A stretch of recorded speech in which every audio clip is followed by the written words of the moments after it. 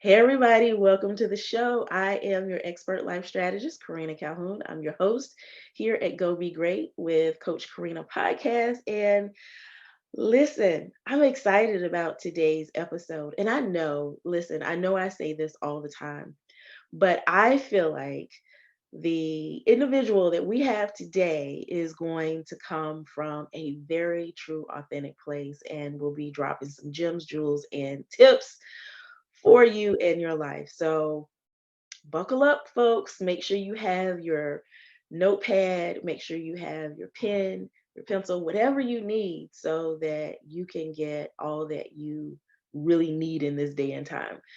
So I'm going to go ahead and welcome you to the show. Rachel, how are you?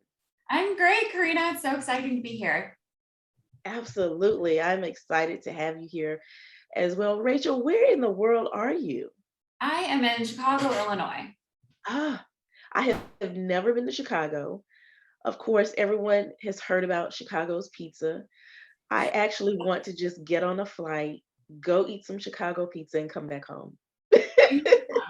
It's an amazing town. It's really a fun, very accessible city. It's beautiful. We have the lake here. It's just great people. It's really nice. So, and I love definitely it. come and check out the pizza, but you're going to get differing opinions from every single person on which one is the best. So, I love it. I absolutely love it. So, Rachel, what brings you to the show today? How are you loving on the world around you? yes, and I think that's such a great question. And that's what attracted me to your show in the first place is this desire to really be a part of something where it's about the purpose-driven aspect of what Mm, we do because there's so much noise that we deal with day to day. And I think having that true heart-centered approach and having something that goes beyond it's what helps you get through the noise, right? So mm, a little about me. I really love working with professional service businesses. I love mm, that service element. But for me, it's great to see big ideas get put into place. It's great to see them be able to scale and create freedom for themselves, these owners. But I really love how we're doing it. To me, it's about really connecting people.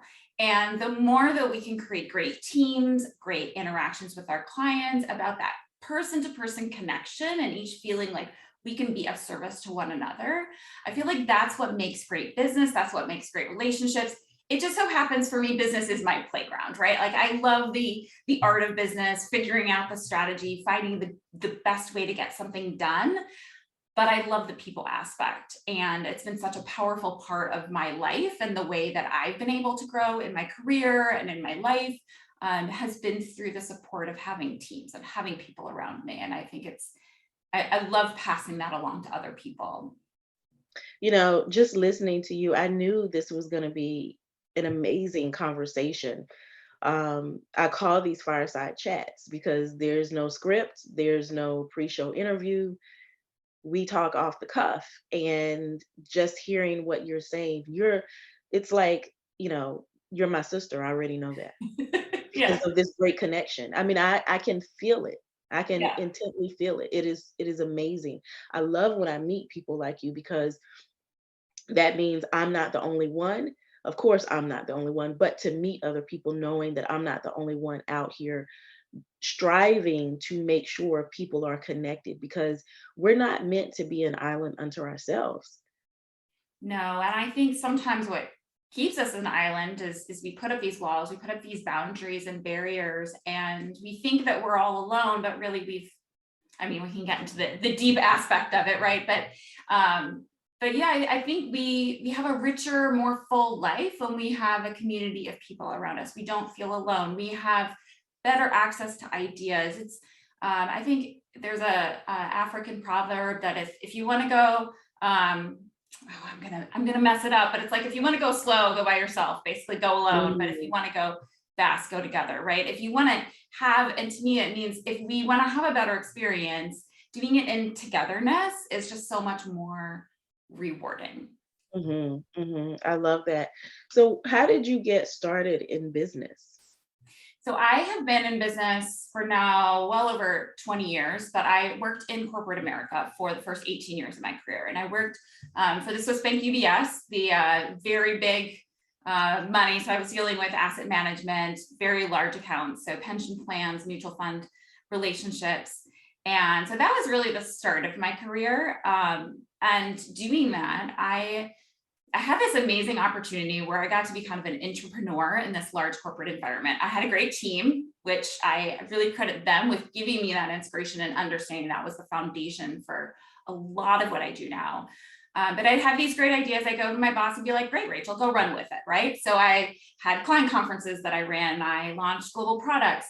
And in every single case, even though I had people reporting to me, the people I needed to get those things done didn't report to me. And sometimes I'd go to them with something like, hey, we have this amazing $2.5 billion project. They want to launch it with us. I need you to do this one thing and it'll take 5 minutes a day. And people would turn to me and they'd go, no. And, and because I had no authority over them, right? But I can't go back to a multi-billion-dollar investor and be like, oh, sorry, didn't feel like it, or don't have the resources, right? It's like, no, figure it out. So I had to figure out how to use influence, and not that creepy kind of influence of I'm going to twist your arm, I'm going to manipulate you, because that wouldn't have lasted very long, right? These are people I wanted to do more projects with and keep working with. So that relationship was very important, and creating these ways of getting people to get things done without ruining that relationship, with also tapping into this purpose aspect of what their job was, which might be different than mine, right? I love the idea. They might have wanted stability. They might have wanted more pay, things that I couldn't necessarily give them, but I needed to find ways to get them to buy into the project, to do the work that needed to be done in order to be successful with it. So that's really the backdrop of my career. And I feel like I've gone off on a tangent here, but no, this is great. But when I left UBS, I really got to think about, what do I want to do from here? And my job had shrunk. So I'd had this big open expanse, this boss that kind of let me do anything. And it was amazing. And it started shrinking and shrinking and shrinking and shrinking and shrinking. And suddenly I go, I don't want to be in this box anymore. And I want to work with other people. I want to work in smaller environments where, I didn't mind corporate, but it is bureaucratic and it does take a lot of effort to get things done. And I wanted to work in an environment where people could make a quick change and it could make a momentous impact on their business. And so I really veered to the opposite end of the spectrum and started working with service professionals and fairly small businesses. My range has been anywhere from about $500,000 in revenue to about 100 million. So that's not quite so small anymore, but that same theme I see over and over again is, for these service businesses to grow, they need people.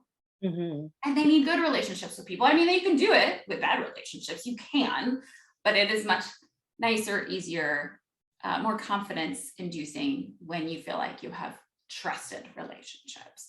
And so, and they're not able to scale really without the people, because if I need to hire an attorney to represent me in court, I need a person to go do that, right? You can't teach me to do that. You can't coach me to do that. Maybe that's an alternative, but if I really want somebody representing me in court, I need a lawyer. And so if that lawyer is at capacity, they can do the sort of unethical thing of trying to figure it out and take on more, even though they know they can't handle it. They can turn me down, or they can hire, right? So giving those businesses that option to scale by creating these trusted relationships, creating this high performance team that they can count on. I love that. So what does it look like to get started with you if an individual wanted to reach out to you and say, hey, Rachel, I need you today? Yeah. What do they do? How do they get in touch with you? And then what does the initial, well, I don't know if it's a consultation, but the initial conversation, what does it look like?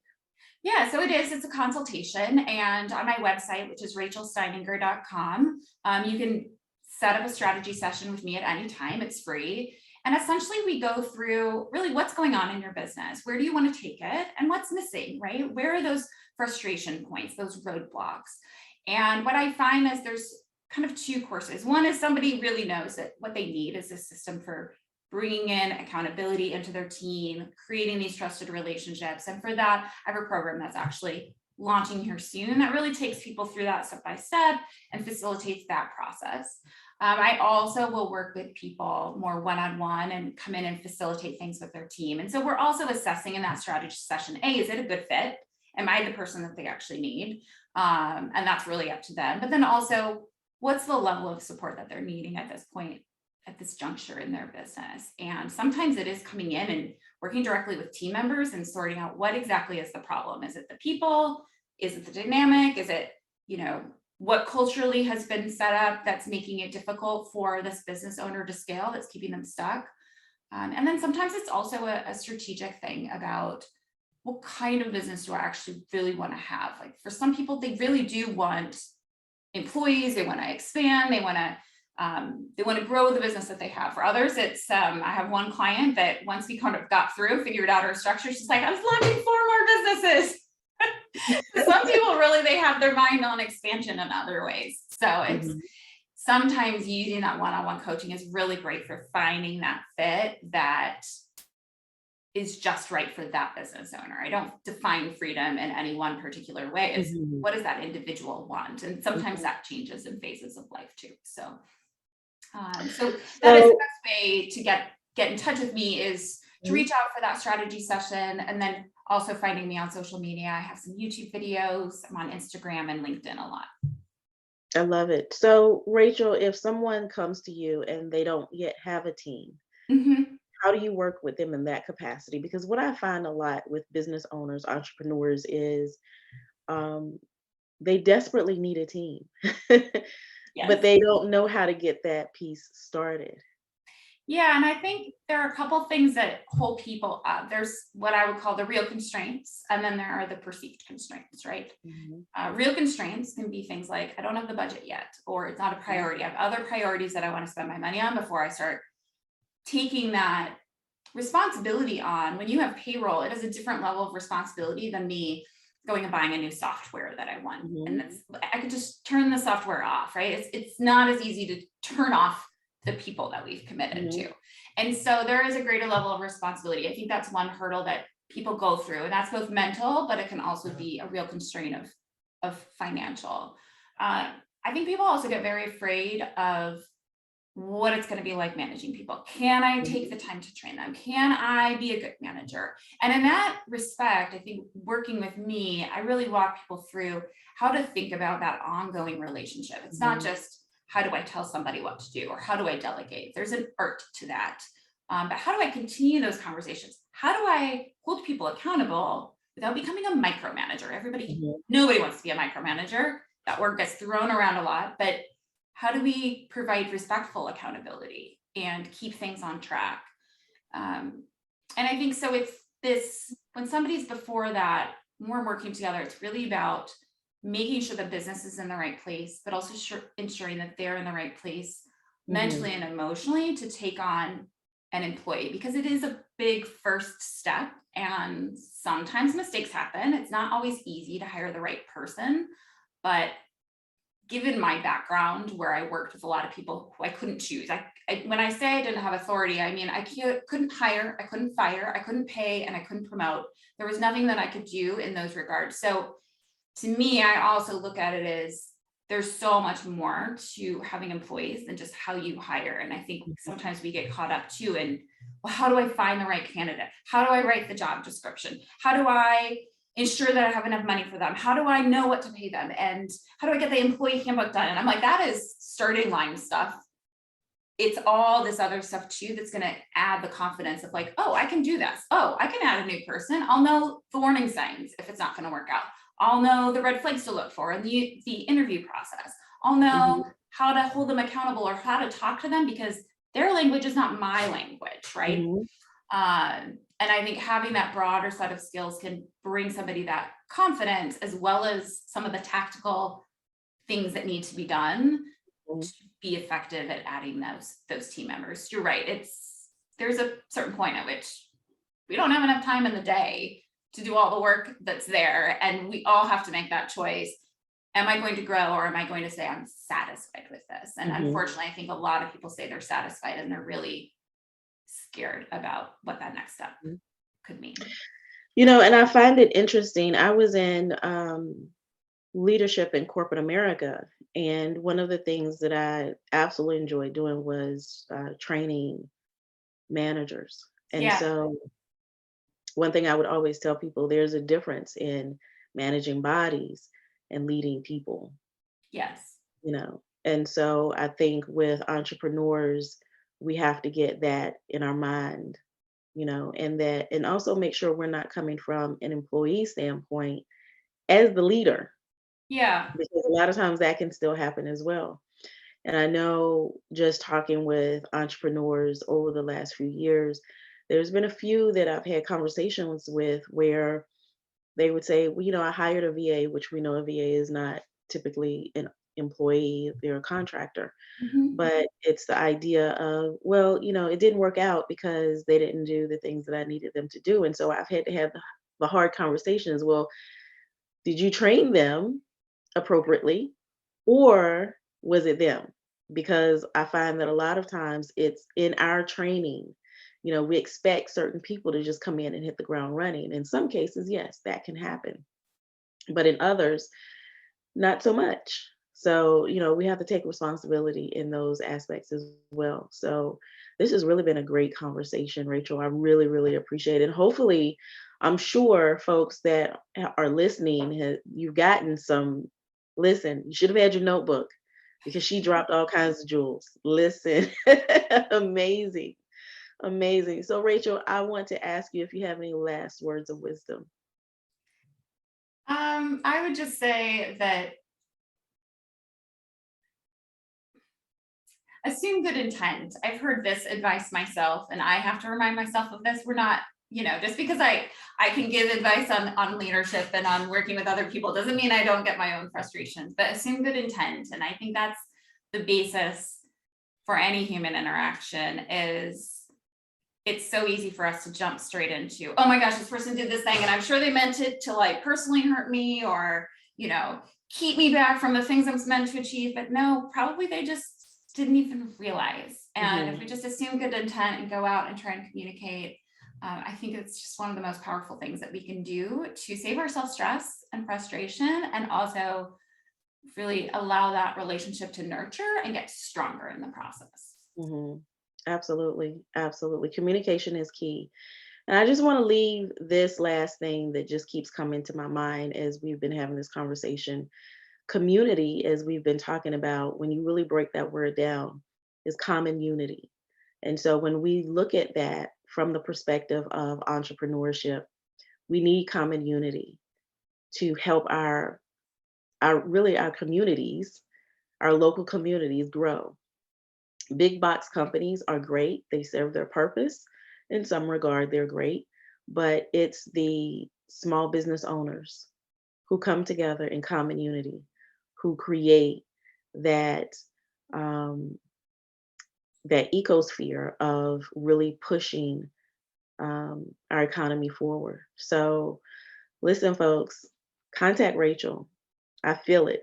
I feel it. You're not gonna be disappointed. So, Rachel, thank you so very much for being on the show today, and I will see you all on the flip side. Bye, everybody.